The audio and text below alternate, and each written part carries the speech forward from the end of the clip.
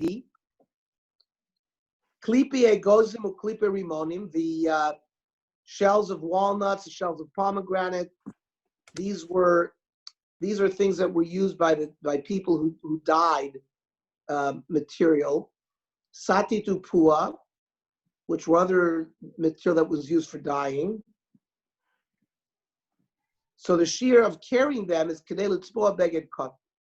The amount of dye material that you'd need to dye a small garment. V'remin, I'll ask you a kasha. It says hamotzi samonim shruyim. Now remember, the klipe goes in the klipe rimonim are not soaked. But we had a previous brisa that said that if you soak spices that are these dye materials that are used for dyeing, so the shear of carrying them is kedei litzboa behen dugma le'ira. Now dugma le'ira, the weavers would have like a sample, small little sample garment, which is smaller than a beged cotton. So how come by klipe rimonim you need a larger shear, which is a beged cotton, and by the samonim it seems to be a stira? So the Gemara says, "Hayitmer alam Rav Nachman Rav Avua, l'fishein adam torech lishros samonim litzboa ben dugma le'ira," that when soaked already further on in the process, so that is already even a smaller amount will make you chayiv on Shabbos. But unsoaked material like the klipe agozim, you need a larger amount because it's less choshev. It's less processed. You need to do more to it to get it ready to be used as a dyeing material. Then the Mishnah listed a number of items that were used as a detergent for the launderers. And it, mentioned meiraglayim, urine. So tona meiraglayim ad ben arboin yom. That means urine beyond 40 days was not considered powerful enough. To be within 40 days, the meiraglayim.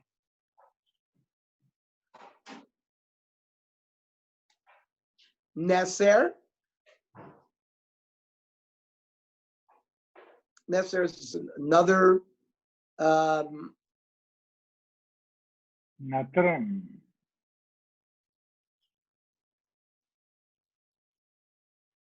Neser, we said in the Mishnah, Natron was another item that was used, min adama shekori nitro, like nitrogen, some kind of product that had a lot of nitrogen. So it's Neser Alexandris, Neser and Panturin. It had to be Alexandrian Neser versus the Anpantrin Neser. Then the Mishnah said Buris on Rav Yehuda Zechol.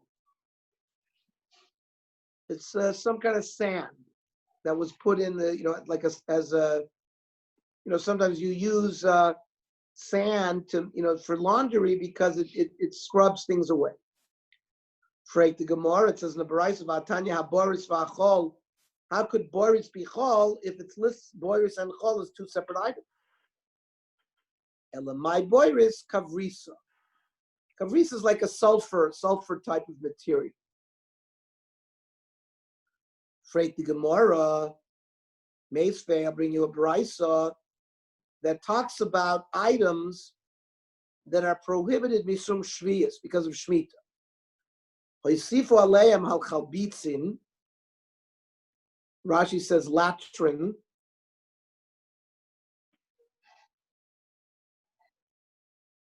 I think it's some kind of ice. V'hali inun. It says sow thistle. What was that? Sow thistle, for whatever that means. Okay, le'inin. These are things that grow from the ground. Then it says v'haboiris v'ha'oihel. Boiris and oihel. Now, boiris, isakadat kavrisa. If you tell me boiris is sulfur, kavrisa misa b'shviyas. Sulfur is not growing. It's not a plant. Vatnan zakla koshiyesh lo ikr. If something has a root, then there's a din of shviyas. B'shein lo ikr ein lo shviyas. And sulfur doesn't have a root, it's not a plant. So your explanation of what boiris is must be something else. Elamai boiris, ohala. Ohala is like aloe, which we use in hand sanitizer. And that was used by the launderers as well. Freit the Gemara of Atanya v'haboiris v'ohala. How can you tell me boiris is oil when it lists oil and boiris as two different items? Elatrei gavni oil. There are two types. There's the oil that boiris is, and then there's ohala, which is this other type. There are two types of oil as part of that. Then it says kimolia. It was another item that was used by the launderers. Amr Rav Yudah shlof dutz. What is kimolia shlof dutz? Rashi says, lo isparish. I don't know what it is. Avakach shmo, but that's its name. Ashlag. Amr Shmuel she'iltinu l'chol nachusa yama. Shmuel said he asked all the sailors. The Amruli, they told me sonana shmei. It's called sonana. They would find it by the pearls, and mafkile baram to the pearls. You'd have to use like a piece of steel to open up the oyster, I guess, to get this material out, which was this eshlag, which the launderers used.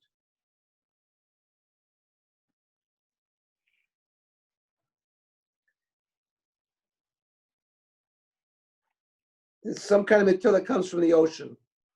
So you see, even at the times of the Amiroim, these items of the Mishnah was not very clear to them what they were. That's why Rashi never had him serve from his Rebbe. That's why he says Lo Isparish, what Shluf Dutz is. Mishnah.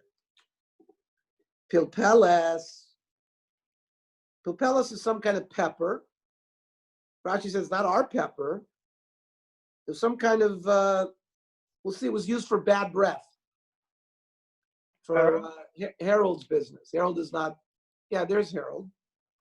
It's some, like sen. Something that people used to put a pepper in their mouth to avoid bad breath.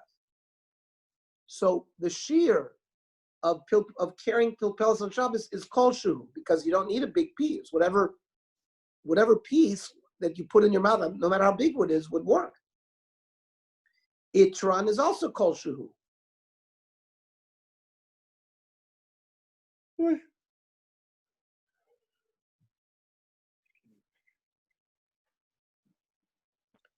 Well, Rashi doesn't say anything about itran. What do they give a translation of itran? Let me see. Tar. Tar? Tar, yeah. Tar. Okay.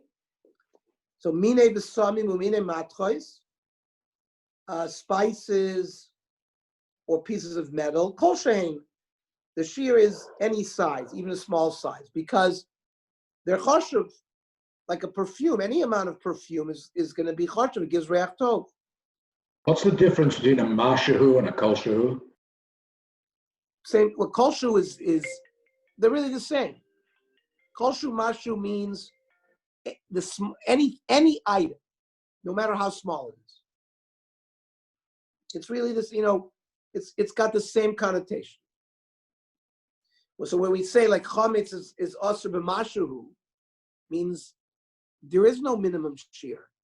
It's Anything. Whatever, however the smallest amount, that's also asur. Same thing, kol shehu, it's the same thing. So it's got to have some mashus. It's the smallest piece that it's already asur, because a small amount of perfume is enough that gives a reach tov. That's why, because of chashivas, we don't need like a kazayas or kagroigris like we do by food. For these things, even a kol shehu would be asur. May avnei hamizbeach u'mei ofar hamizbeach. So, for example, stones of the mizbeach or the dirt of the mizbeach, which again has chashivas, no matter what size it is, and mekek sform and mekek mitpochaseyem. Let's say, you have sforim and the worms ate up the sforim, and it causes, the paper turns into like dust. That's the mekek. So the amount of carrying it on Shabbos is kosher. Why?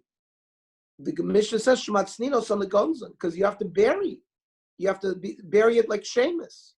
Shekol dover kodesh ton geniza, says Rashi. So any amount.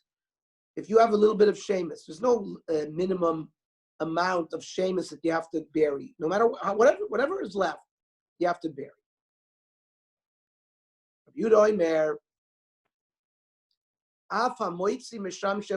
Let's say you have items that were used to worship Avodah Zarah. Well, it's aser b'hana, even b'mashu.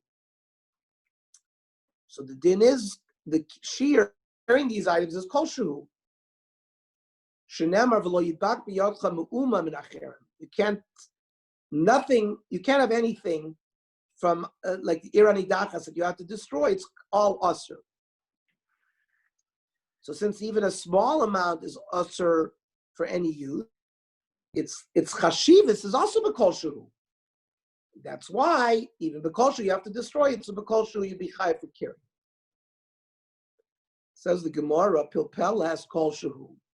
Lamai chazia.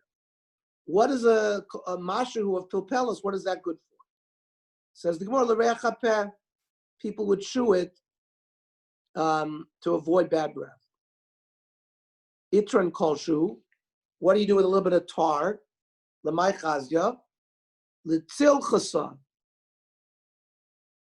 I guess they would rub it on their head for like a headache.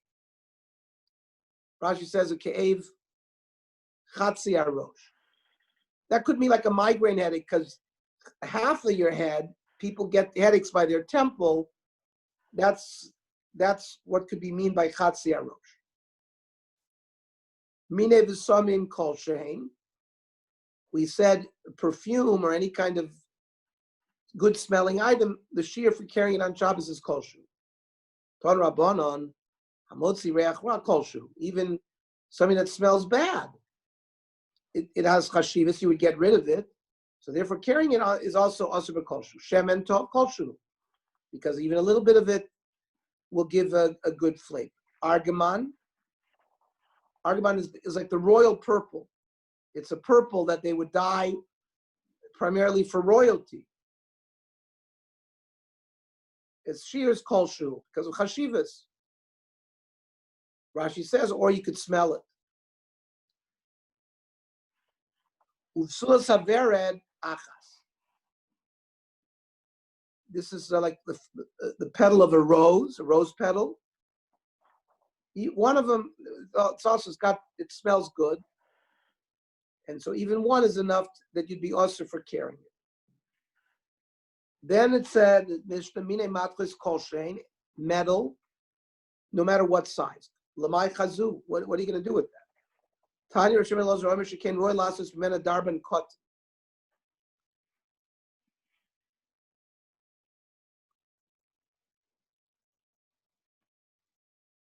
You can make a small nail out of it, and therefore it's got chashivas. Torah Rabbanan Homer Harei Alai Barzel. Somebody makes a donation to the base of Migdosh, and he says, "I want to give some barzel." He just say barzel. He doesn't give a shear. He doesn't. I want to give a half a pound of barzel. He says, "I want to give barzel." So what does that mean? So acherim oimim lo yifchos me amo al amo. You have to give an amma by amma worth of metal. Freit the Gemara lamai chazya. What would that be good for? On Rav Yosef l'kalya oirev. Kalya oirev is like something to chase away birds. They would put it on the base of the roof of the base of Mikdash. Oh, The birds and the crows would not the ravens would not sit on it. Kalya oirev. That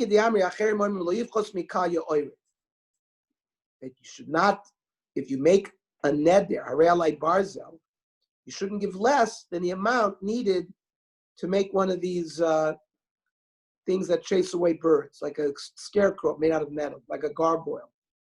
Kama Amrav Yosef Amalam. The amount that they needed was an amma by amma to do whatever they fashioned this it would have to be an amma by amma. Then the choishes, copper, lo yivchos mimo kesef. You can't, you should not care if you carried, if you made a donation to the base of Mikdash Harei Alai Nechoshes, you should give at least a mo'a kesef worth of copper. Mo'a is an amount of silver. Tanya Rabbi Eliezer Omer. He says lo yivchos mitzinor ketana shel mechoshes. That would make pipes out of copper, and he says you should give at least enough that you could make a small pipe out of copper with it.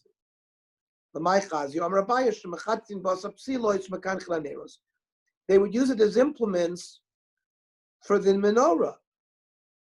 They would clean the wicks, and the candelabras would be cleaned with this. I guess they would use it to scrape it off. You needed some kind of metal. But they use nechoshes, maybe because the nechoshes is a little softer. We have Peter here, metal, as to why, maybe the nechoshes used in the menorah, which was made out of gold, maybe it didn't damage the menorah, as to why they use nechoshes for that purpose. Then it says, mekek sfarmu mekek mitpachas. This is the left, if the worms ate up the parchment, you'd be left with this kind of mekek, like almost like sawdust.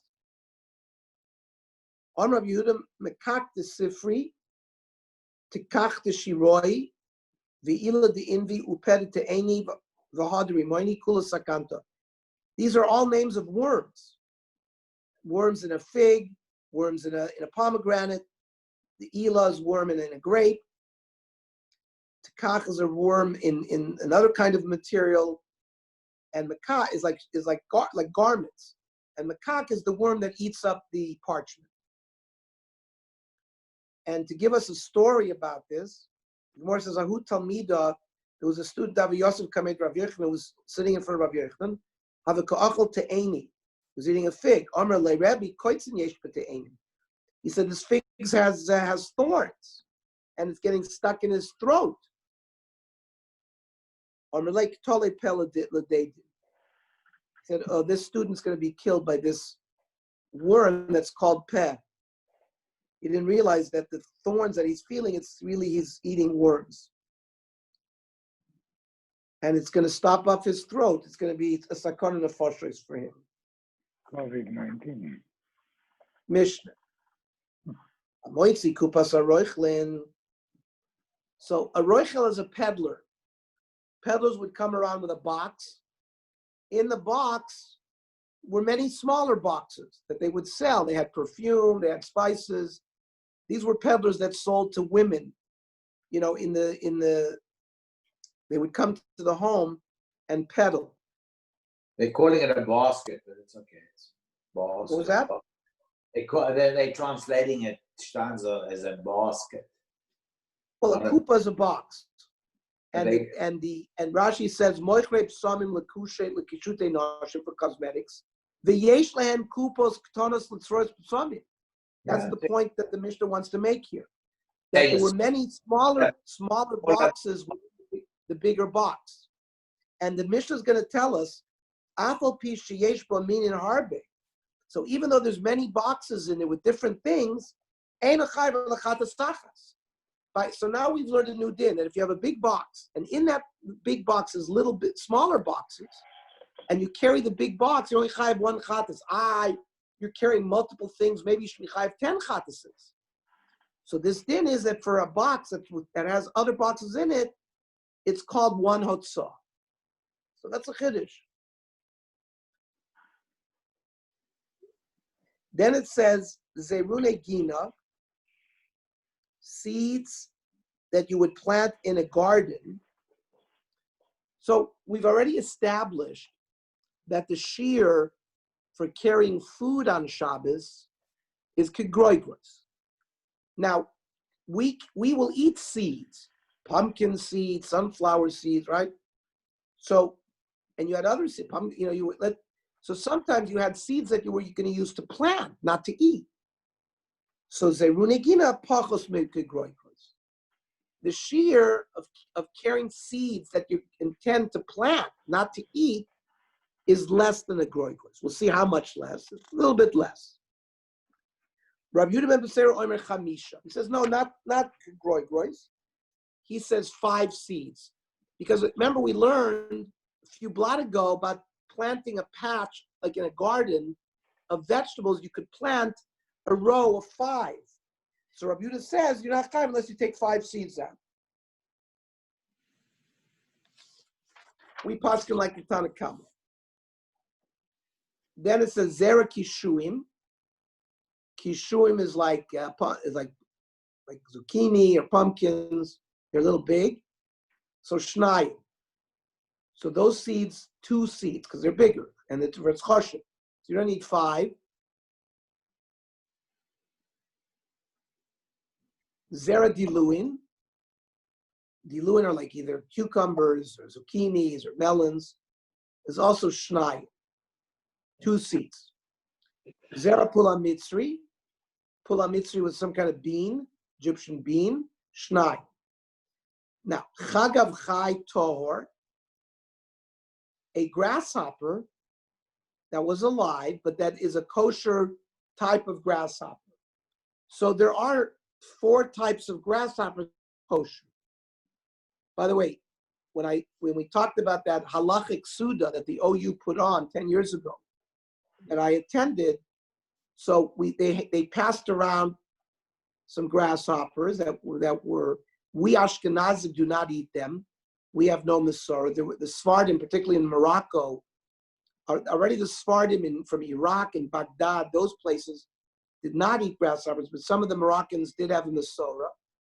By the way, if you look at the stomach of this grasshopper, it had a ches on it. In nature, it looks like one of the simonim of kashrus in these grasshoppers is that on the stomach there's a ches. Now, you cannot eat a live insect, but you could eat them if they were dead. You don't have to shech the grasshopper. It's like fish. Asifa is enough. So let's say a person carried out a live grasshopper, a kosher one. So kolshu, it's no matter how small it is. There doesn't have to be a shear. Even one grasshopper. Now, why would people do this? They would use it for their children to play with as a toy. Why can't you eat it when it's alive? I mean, I don't think there's any We're gonna see. high because it's an insect. Kenny, good question. There's a pasuk that tells us al tishakzu nafshosechem, that we don't eat them alive. Of course, you eat them when they're dead, but you're not alive. And that's from a different pasuk. We're going to learn that today. Okay? Mace. Now, a dead grasshopper, so now dead grasshopper is food. You can eat it as long as it's kosher. He's talking about chagav chai tohar mace. So now the shear is kegroibus, like any other food. A live one, even a small one, less than a kegroibus, is you're going to take out because you're going to give a little child to play with it. Once it's dead, the child's not going to play with it. It's going to be used for food, so you go back to the shear of food. Now, tzipoires kromim. I think it's also some type of grasshopper. Yeah, it's Bein chaya, bein mesa kolshu. Whether it's alive, whether it's dead, the shear is kolshu. We'll see what that's all about in the Gemara. And the Mishnah says, Shematznino sola refuah.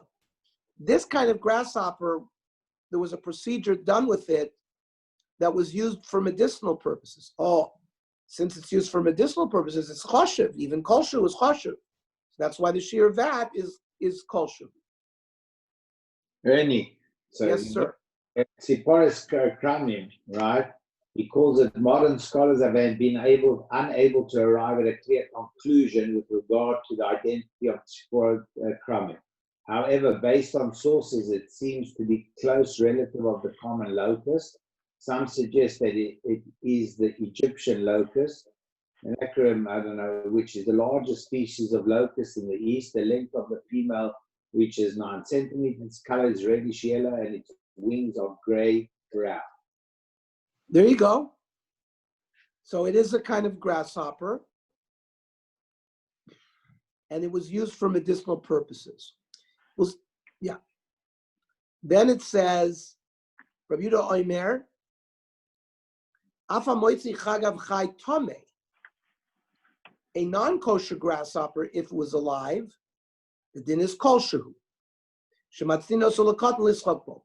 So Rabbi Yehuda says that they would also give a child to play with a non-kosher grasshopper. But the Tanna Kama would argue regarding a non-kosher grasshopper. We're going to see why.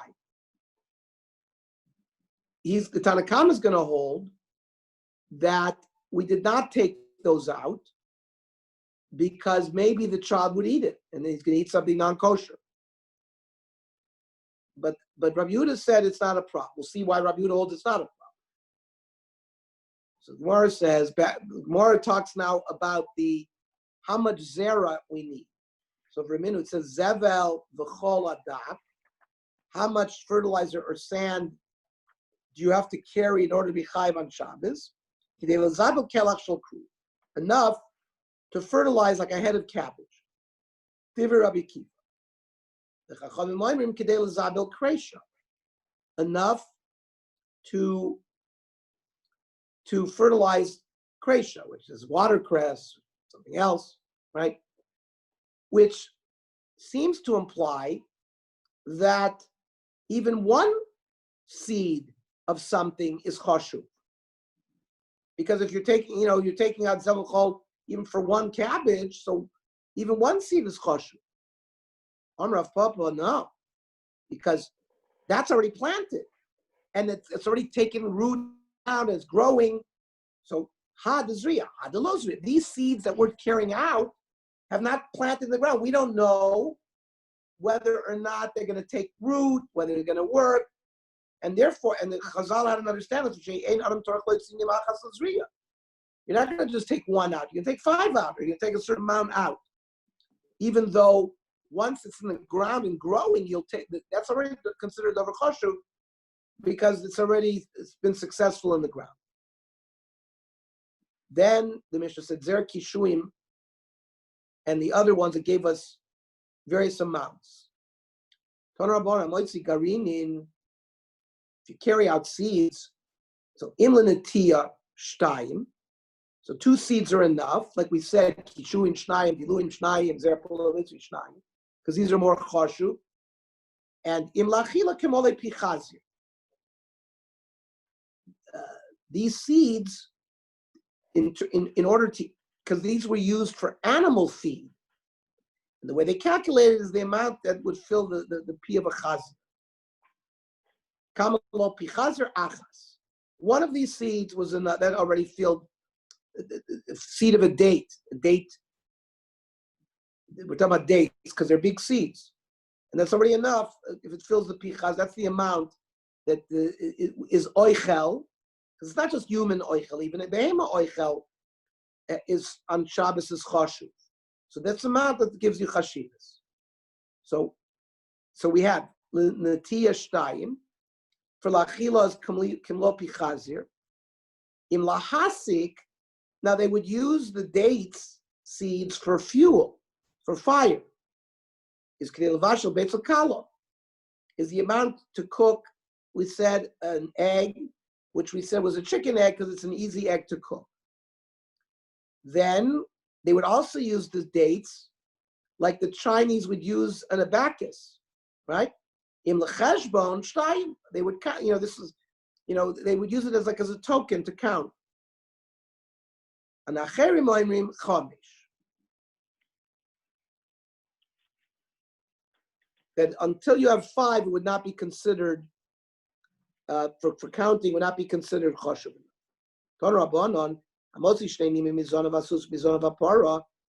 You take 2 threads from a horse's tail or a cow's tail, chayiv. Why is that? They would use this to trap birds. Rashi in French says laces, like a lace, laces. Like a net. Yeah, from the word lace, nishbin. And miksha shel chazir. This was a thread that came from the back of a pig. Achas. The Shir's Rashi says, the chazir le'ushbechila says parosham shicha shel tfira. They would use it for shoes to strengthen the sewing of the shoe. Walter was in the shoe business, so he has to tell us whether they use this pig thing in modern day technology. But it looks like they used it. It was very firm, and they would use it to stiffen the sewing of the shoe. Then surei dekel. These are like palm fronds that they would use to make baskets. Shtayim. Torei dekel. These are thinner. It's sort of like the grass. If you look at a palm tree, like underneath the palm tree, you see like a grass kind of thing under there. The shir is achas. Rashi says, lo yadati lamay chazi. He doesn't know what that was used for. And Rashi is great. I mean, he tells you what he knows. He tells you what he doesn't know. Right? One of the Pirkei always says that, dam ala ashiv. You know what it is, say it. You don't know what it is, also say it.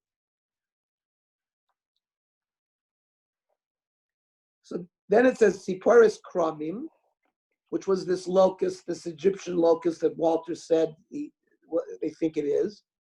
We say Ben Chaya Ben Mesa, whether it's alive, whether it's dead, Kolshu. Because we said before in the Mishnah that it's L'Refuah.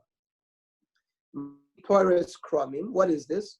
Amarav Palya Biari. Rashi says Kach Shmo. That's what its name was. Palya Biari. Amar Abaya, u'mishtakach b'dikla d'chad nevara. They find it in the palm tree in a hole that hasn't been covered by this grass. Va'avdila l'chukma. People would use it to become wise, to become smart. Rashi says, liftoach halev. They would eat the right side of it. That means they would divide this grasshopper in 2 down its length. So you'd have a right side and a left side. So you'd eat the right side. Upaga the smally, the left side. Ramile begoifsa the nachasha.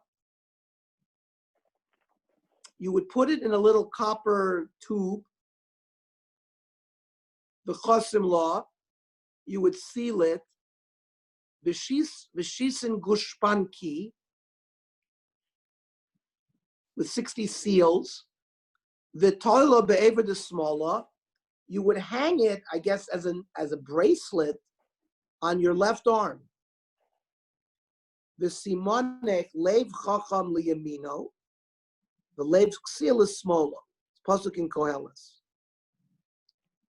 Therefore, v'chakim kama the boy, you become as smart as you want. The gomar kama the boy.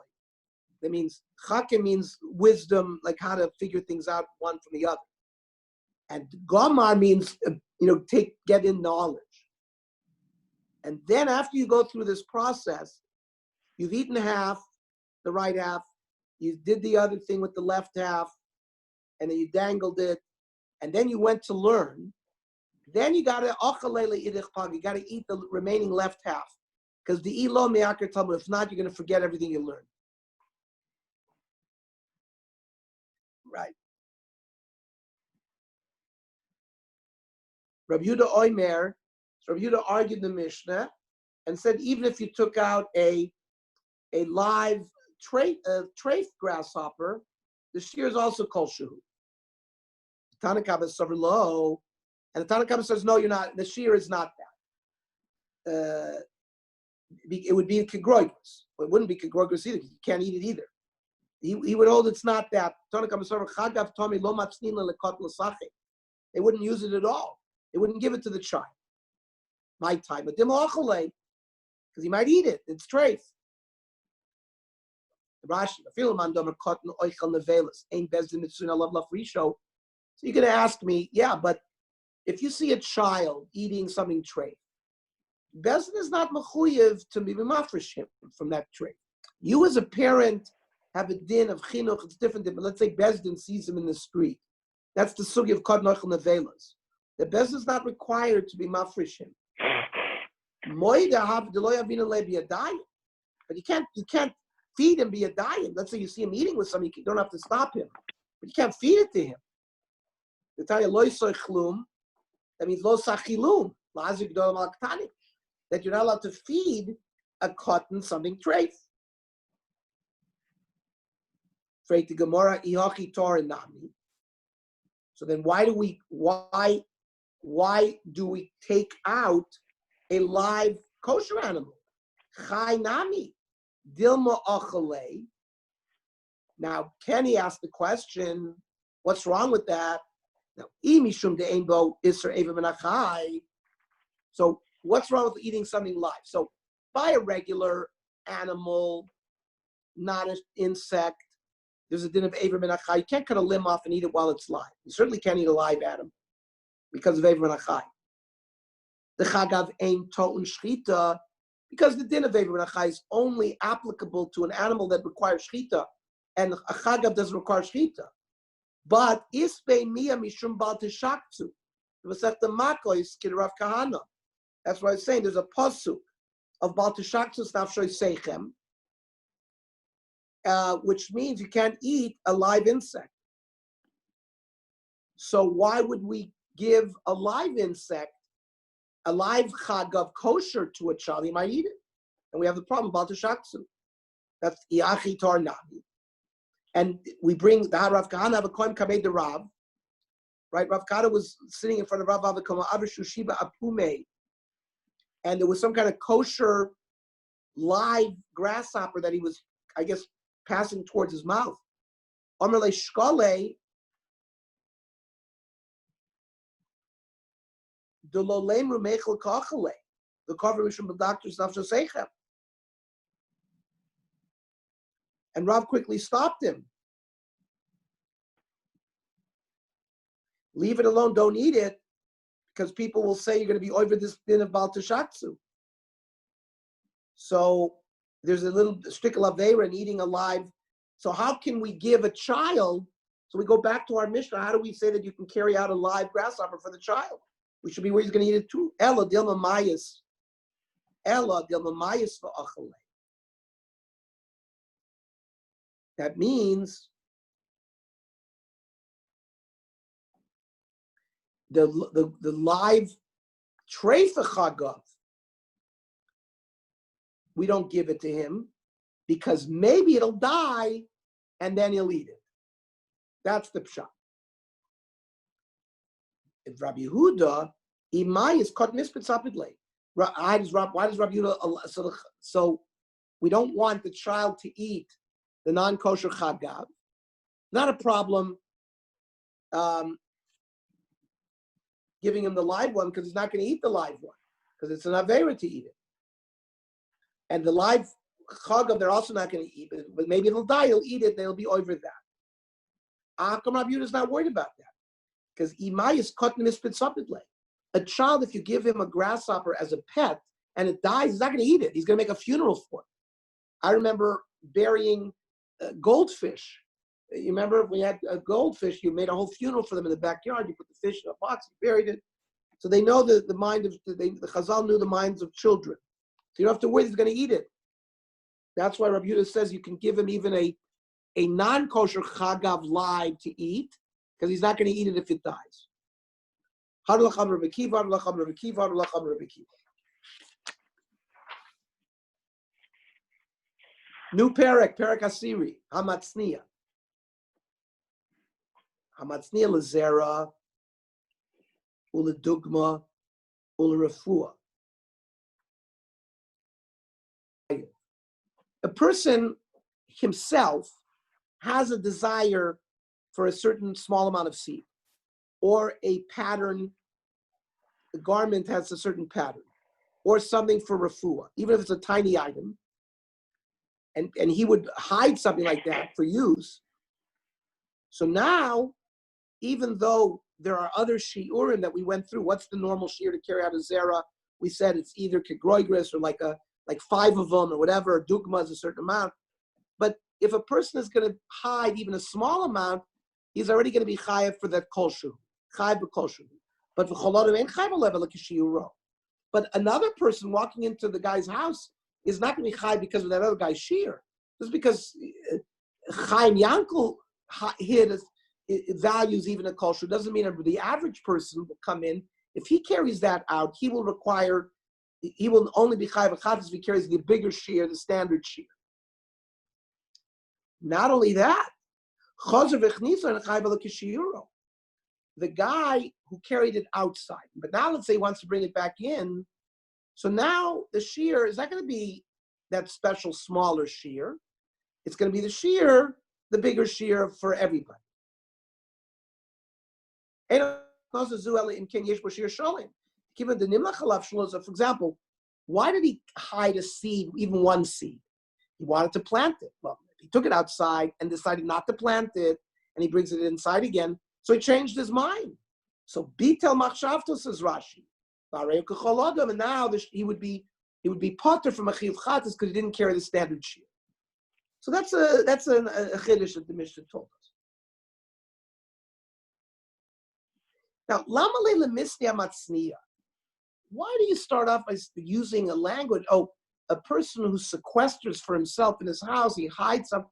Why not say, listen, amotzi lezera uledukma lefu chai b'koshu?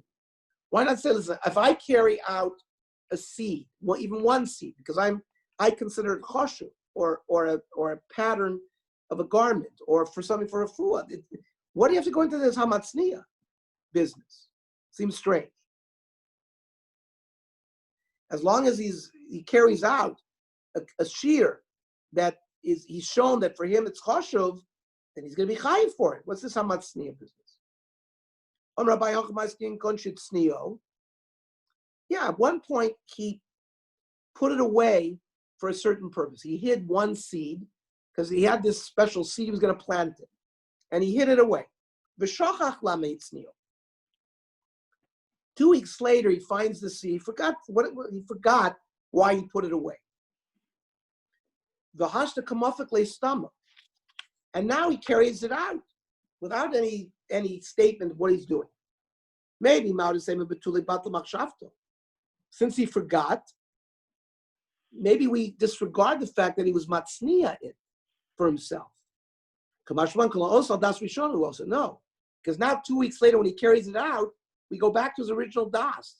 Since his original das was already machshiv, this small item, so he's going to be chayiv for that. That's the chiddush of why the Mishnah used hamatzniya something, because to teach me this din that if I originally put it away, but then I forgot why I put it away, and later on I carry out that thing, I'm still going to be chayiv.